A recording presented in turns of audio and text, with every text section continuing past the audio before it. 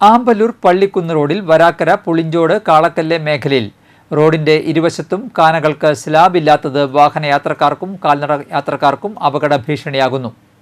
Varakkara south Kappela മുതൽ കാളക്കല്ല് വരെയുള്ള മേഖലയിലാണ് കാനകൾക്ക് മുകളിൽ സ്ലാബുകളില്ലാത്തത്.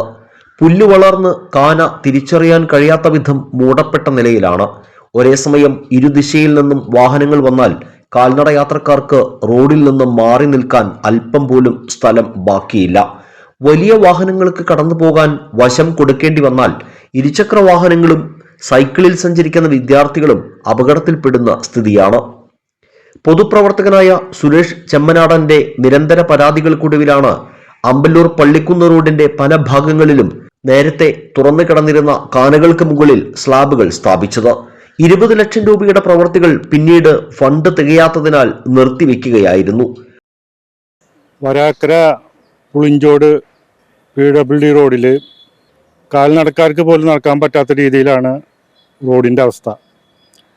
2 വാഹനങ്ങൾ വന്നു കഴിഞ്ഞാൽ വിദ്യാർത്ഥികളടക്കം കാനയിലേക്ക് വീഴുന്നൊരവസ്ഥയാണുള്ളത്.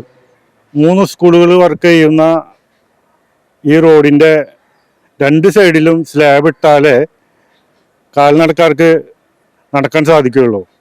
എത്രയും പെട്ടെന്ന് വരാക്കര പുളിഞ്ചോട് സെൻട്രലിലെ കാനയ്ക്ക് മുകളിൽ സ്ലാബ് ഇട്ട് സഞ്ചാരയോഗ്യമായ റോഡാക്കി മാറ്റണമെന്ന് അഭ്യർത്ഥിക്കുകയാണ്.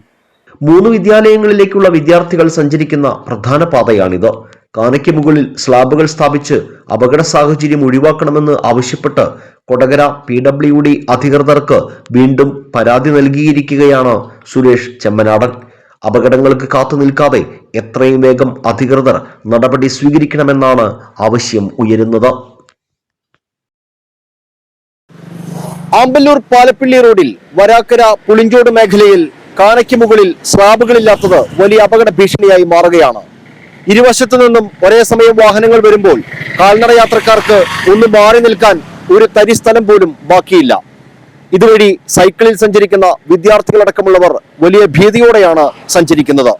അധികൃതരുടെ ഇടപെടൽ അടിയന്തരമായി ഇക്കാര്യത്തിൽ ഉണ്ടാകണമെന്നാണ് നാട്ടുകാരുടെ ആവശ്യം. ക്യാമറമാൻ നന്ദുവിനൊപ്പം ആൻഡോ കല്ലേരി, NCTV ന്യൂസ്, പുതുക്കാട്.